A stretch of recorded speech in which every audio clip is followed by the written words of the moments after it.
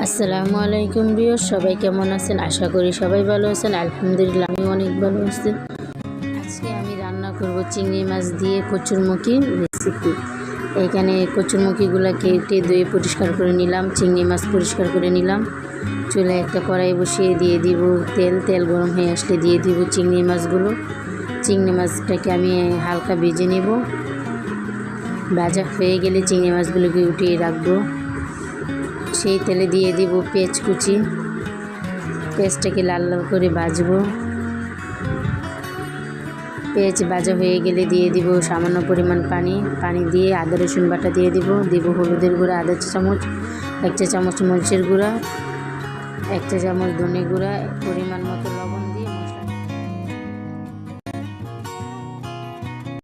মশলাটাকে কষাবো যতক্ষণ পর্যন্ত মশলার গা থেকে তেলটা না বের হচ্ছে।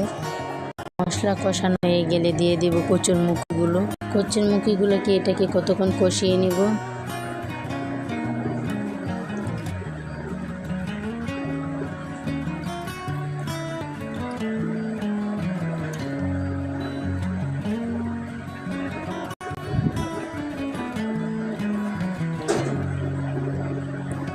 কষানো হয়ে গেলে দিয়ে দিব ভেজে রাখা চিংড়ি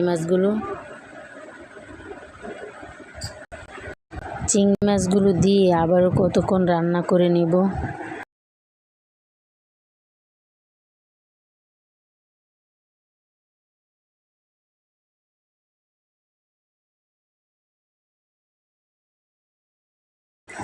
কষানো হয়ে গেলে দিয়ে দিব পরিমাণ মতো জল।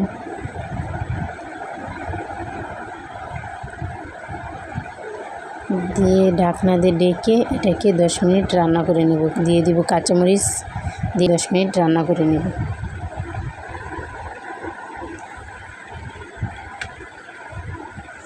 আমার কচুরমুখী দিয়ে চিংড়ি মাছের এই রেসিপিটা খেতে কিন্তু অসাধারণ মজা ছিল। বাসায় না রান্না করে খেলে কখনোই বুঝতে পারবেন না। আজকের ভিডিওটা এই পর্যন্তই।